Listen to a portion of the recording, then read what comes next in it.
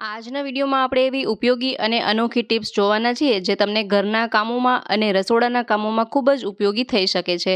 તો વિડીયોને એન્ડ સુધી જોતા રહેજો અને વિડીયો પસંદ આવે તો વિડીયોને લાઇક કરજો અને ચેનલ પર નવા હોય તો ચેનલને સબસ્ક્રાઈબ પણ જરૂરથી કરજો. ચાલો શરૂ કરીએ વિડીયો. જોઈએ ટીપ નંબર 1.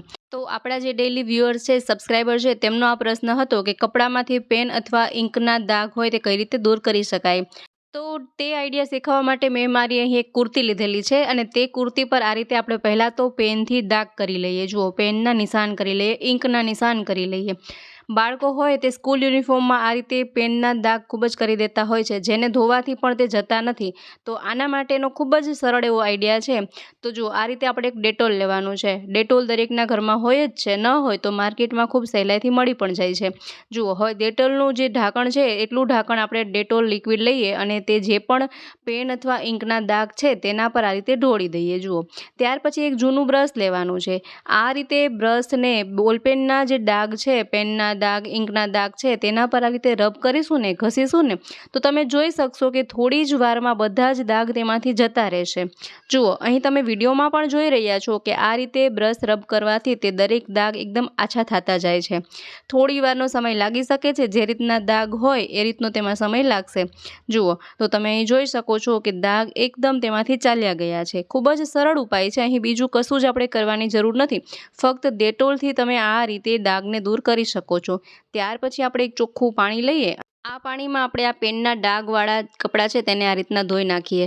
તમે જોઈ શકશો કે સરળતાથી આમાં જે પણ પેન અથવા ઇંકના દાગ લાગેલા હતા તરત જ જતા રહ્યા છે. તો જ્યારે પણ બાળકો આ રીતે કપડામાં બોલપેનના, પેનના, ઇંકના ડાઘ લગાવી દે ને, તો આ સરળતાથી તમે આ રીતે ડેટોલની મદદથી દરેક ડાઘ કાઢી શકો છો. ખૂબ જ ઇફેક્ટિવ આઈડિયા છે. જરૂરથી ટ્રાય કરી જોજો. તો હવે જોઈએ. જુઓ, આ રીતના તમે બતાવી દઉં કે અહીં એક પણ દાગ રહ્યો નથી. આ રીતે દાગ કાઢ્યા પછી જનરલી આપણે જે રીતના કપડાં ધોતા હોય તે રીતના આ કપડાને તેમાં ધોઈ નાખવાના છે. હવે જોઈએ નેક્સ્ટ આઈડિયા. તો આ પણ આપણા એક ડેઇલી વ્યુઅર્સ છે, સબસ્ક્રાઈબર છે, તેમની જ કમેન્ટ હતી કે ગોલ્ડ કઈ રીતે સાફ કરી શકાય. જ્યારે આપણે સિલ્વર સાફ કરવાનો આઈડિયા આપણે વિડીયોમાં શેર કર્યો હતો ત્યારે તેમની કમેન્ટ હતી તો ગોલ્ડ કઈ રીતે સાફ કરી શકાય. તો તે પણ આપણે ચાલો જોઈ લઈએ. તો અહીં મેં અમુક ગોલ્ડની જ્વેલરી લીધેલી છે, બુટ્ટી, વીંટી અને ચેઇન વગેરે લીધેલું છે. તો ત્યાર પછી આપણે એક બાઉલમાં ખાટી છાશ લેવાની છે. જુઓ, આગલા દિવસની જે છાશ હોય ને, ખૂબ ખાટી થઈ ગઈ હોય ને, તે છાશમાં આપણે આ બધા જ દાગીનાને આ રીતે બોળીને રાખી દઈએ. ઓવરનાઇટ માટે રાખી દઈએ. આખી રાત માટે પલાળીને રાખવાના છે. જુઓ, ત્યાર પછી બીજે દિવસે આપણે આ દાગીનાને તેમાંથી કાઢી લઈએ. આ મારા મમ્મીએ શીખવેલો આઈડિયા છે. હંમેશા તે આ રીતે જ દાગીનાને સાફ કરે છે. જુઓ, તો આ રીતે તમે જોઈ શકશો કે છાશમાં આખી રાત પલાળ્યા પછી આ દાગીનામાં એક ચમક આવી ગઈ છે. આ જે પણ જ્વેલરી છે સોનાની, તેમાં એક જાતની ચમક આવી ગઈ છે. વધુ જો તેમાં મેલ વગેરે લાગી ગયું હોય તો તમે છાશમાં બોળ્યા પછી આ રીતના કોલગેટ થોડુંક બ્રશમાં લઈ અને આ રીતે તમે રબ કરીને ઘસશો ને, તો પણ તેમાં જેટલો પણ મેલ હશે બધો જ જતો રહેશે. ચમક તો છાશથી જ આવી ગઈ છે, છતાં પણ જો કોઈ મેલ રહી ગયો હોય તો આ રીતે બ્રશથી કાઢી શકાય છે. બુટીના પેચ વગેરે હોય ને, તેમાં ખૂબ મેલ લાગી જતો હોય તો આ રીતના બ્રશથી તમે સાફ કરી શકો છો. કોઈ પણ જ્વેલરી હોય, લેડીઝની જ્વેલરી હોય, જેન્ટ્સની જ્વેલરી હોય, આ રીતે તમે સાફ કરી શકો છો. ખૂબ જ સરળ એવો ઉપાય છે. તો હંમેશા ગોલ્ડને આ રીતે જ આપણે સાફ કરવું જોઈએ. ત્યાર પછી તેને ચોખ્ખા પાણીએ ધોઈ નાખીએ. જુઓ, અહીં એકદમ ચમક એવી આવી ગઈ છે આ ગોલ્ડમાં. આપણે જ્યારે સોનીની દુકાનેથી, જ્વેલર્સમાંથી આપણે જ્યારે જ્વેલરી ખરીદીને આવીએ અને જ્યારે નવા દાગીના હોય ને, એવા જ દાગીના અહીં બની જાય છે. સોનામાં એક ચમક આવી જાય છે. તો હવે જ્યારે પણ ગોલ્ડ ડલ થઈ જાય અથવા તો તેની શાઇનિંગ જતી રહે તો આ રીતે તમે ગોલ્ડને સાફ કરી શકો છો. આ રીતે સોનાને સાફ કરી શકો છો. આઈ હોપ આઈડિયો તમને પસંદ આવ્યો હશે. ત્યાર પછી જોઈએ નેક્સ્ટ આઈડિયા. તો ઘણી વખત આપણે બહાર જવાનું હોય તો દૂધ ગરમ કરીએ તો દૂધ જલ્દીથી ઠંડુ ન થાય, જેના કારણે આપણે તેને ફ્રીજમાં ન રાખી શકીએ. તો ફટાફટ દૂધને કઈ રીતે ઠંડુ કરી શકાય. તો આપણા જે ડેઇલી વ્યુઅર્સ છે, સબસ્ક્રાઈબર છે, ભૂમિકાબેને આપણી સાથે આ આઈડિયાને શેર કરેલો છે. તો થેન્ક યુ ભૂમિકાબેન. તો આપણે એક કાથરોટમાં થોડા આપણે આ રીતના બરફના ટુકડા લઈએ અથવા તો કોઈ પણ મોટા વાસણમાં આ રીતના બરફના ટુકડા લઈએ અને આ જે ગરમ દૂધ છે તેમાં રાખી દઈએ. તો બરફના ટુકડાને લીધે આ દૂધ ફટાફટ ઠંડુ થઈ જાય છે. તો આપણે થોડી જ વારમાં જો કંઈ બહાર જવાનું હોય તો આ રીતના તમે ફટાફટ દૂધને ઠંડુ કરી ફ્રીજમાં રાખી અને તમે જઈ શકો છો. ઇન્સ્ટન્ટ આ ઉપાય છે. ત્યાર પછી જોઈએ નેક્સ્ટ આઈડિયા. તો ઘણી વખત એવું બને કે આપણે ઘણી બધી રસોઈ કરવાની હોય પરંતુ આપણી પાસે સમય ઓછો હોય અથવા તો ક્યારેક એવું બને કે તાત્કાલિક કોઈ મહેમાન આવવાના હોય, ફોન આવ્યો હોય કે મહેમાન આવવાના છે અને સમય ઓછો છે, આપણે દાળ ભાત શાક રોટલી બધું જ બનાવવાનું છે, તો તેના માટે તમે આઈડિયાનો ઉપયોગ કરી શકો છો. આપણે પહેલાં તો કુકરમાં દાળ ધોઈ લઈએ, ત્યાર પછી એક રીતની આ ડબરી લેવાની છે. આ ડબરીમાં આપણે ભાતને ધોઈ લઈએ. જુઓ અહીં મેં ચાની ડબરી લીધેલી છે. ત્યાર પછી તેમાં પાણી ઉમેરી હવે આ ડબ્બીને આપણે બંધ કરી દઈએ.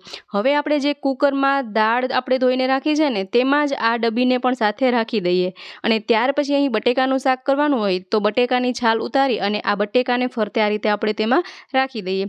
ત્યાર પછી હવે આમાંથી આ દાળ વગેરે ઉભરાય નહીં તે માટે 2 થી 3 ટીપા જેટલું આપણે તેમાં તેલ ઉમેરી દઈએ. જુઓ ત્યાર પછી આપણે ઢાંકણ બંધ કરી અને ગેસ પર 4 થી 5 વિસલ કરી લઈએ. હવે આ દરેક વસ્તુ બફાય ત્યાં સુધીમાં ફટાફટ આપણે લોટ બાંધી લેવાનો છે. આ રીતે તમે તરત જ લોટ બાંધી શકો છો. ઇન્સ્ટન્ટ તમે અડધી કલાકમાં તો દાળ ભાત શાક રોટલી સંભારો બધું જ બનાવી શકો. જુઓ લોટ બંધાઈ જાય ત્યાર પછી ફટાફટ દાળ અને શાકનો મસાલો આપણે અહીં સુધારીને રાખી દઈએ. આ બધું કરી લઈએ ને ત્યાં સુધીમાં તો હજી વિસલ પર કમ્પ્લીટ નથી થઈ હોતી.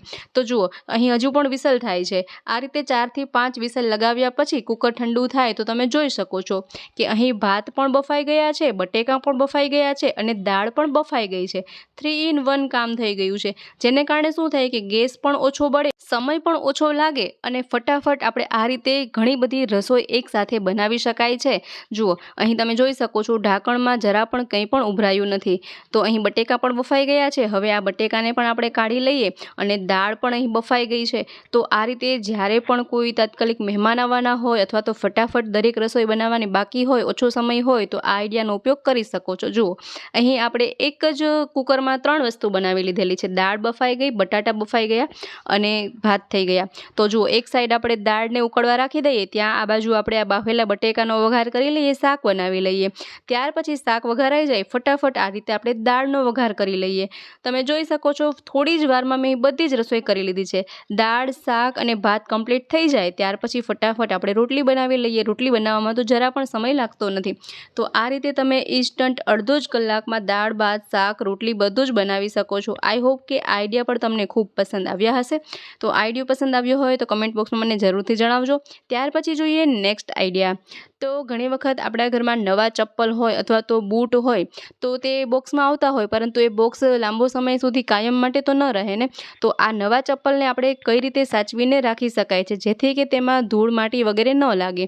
તો તેના માટે જો આપણી પાસે આ રીતના જૂના મોજા પડ્યા હોય ને તો તમે તે મોજામાં આ રીતે ચપ્પલને રાખી શકો છો. જુઓ અહીં મેં બંને જ નવા જે ચપ્પલ છે મારા તેને આ રીતના મોજામાં રાખી દીધા છે, કવર કરી લીધા છે. હવે અહીં તમે રબર લગાવી શકો અથવા તો આ રીતના એને ફોલ્ડ કરીને રાખી શકો છો તો પણ તે સેફલી એકદમ રહી જશે. આમાં જરા પણ ધૂળ માટી વગેરે નહીં લાગે.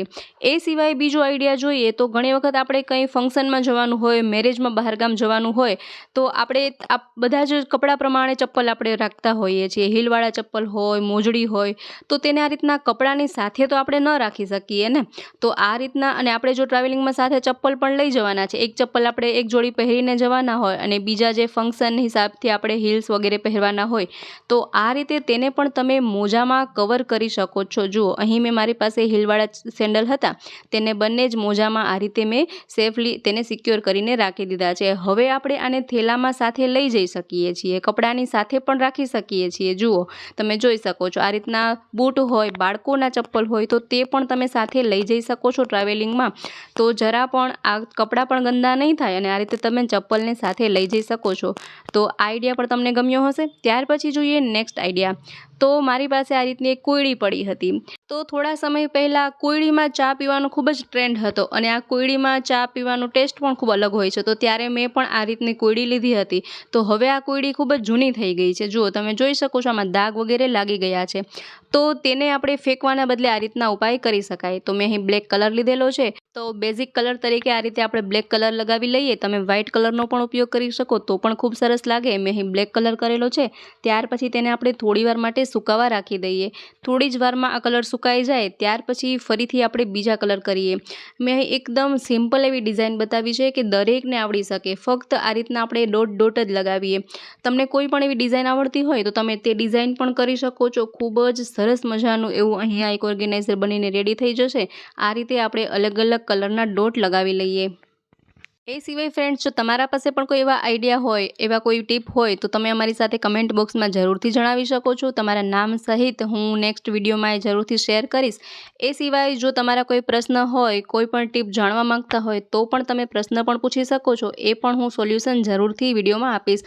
અને ઘણા લોકોના હજી પ્રશ્ન બાકી છે, જેમના જવાબ આપવાના બાકી છે, જેમના આઈડિયા શેર કરવાના પણ બાકી છે. તો તે પણ નેક્સ્ટ વિડીયોમાં વારાફરતી હું દરેક આઈડિયા, દરેક સોલ્યુશન જરૂરથી શેર કરીશ. તો વિડીયોમાં જોડાયેલા રહેજો. અને તમે કયા ગામ અને કયા શહેરમાંથી વિડીયો જોઈ રહ્યા છો ને, તો તમારા ગામ અને શહેરનું નામ પણ મને કમેન્ટ બોક્સમાં જરૂરથી જણાવજો, જેથી કે મને ખબર પડે કે તમે કયા ગામ અને શહેરથી વિડીયો જોઈ રહ્યા છો.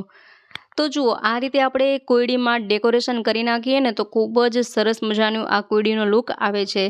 જુઓ, તો અહીં રેડી છે. તો આ રીતના તમે તેને ફ્લાવર પોટ તરીકે પણ રાખી શકો છો, અથવા તો તેમાં મની પ્લાન્ટ પણ રોપી શકો છો, અથવા તો બાળકોનો સ્ટેશનરી સામાન પણ રાખી શકો છો. ફ્લાવર પોટ તરીકે તો ખૂબ જ સુંદર લાગે છે. ખૂબ જ સરસ મજાનો લુક આવે છે. લાગે જ નહીં કે આ દાગવાળી જૂની એવી કોયડી છે. લાગી રહ્યું છે ને ખૂબ જ સરસ મજાનું. તો મિત્રો, આશા રાખું છું આ દરેક આઈડિયા તમને ખૂબ જ પસંદ આવ્યા હશે. કયા આઈડિયા તમને વધુ પસંદ આવ્યા મને કમેન્ટ બોક્સમાં જરૂરથી જણાવજો. સાથે જ વિડીયો પસંદ આવ્યો હોય તો વિડીયોને લાઇક કરો, શેર કરો, તેમજ અમારી ચેનલ પર નવા હોય, પહેલીવાર ચેનલ પર વિઝિટ કરી રહ્યા હોય તો ચેનલને સબસ્ક્રાઈબ જરૂરથી કરજો. ફરી મળીએ નવા વિડીયોમાં નવા જ આઈડિયા સાથે. ત્યાં સુધી જોતા રહો અમારી ચેનલ બી ક્રિએટિવ.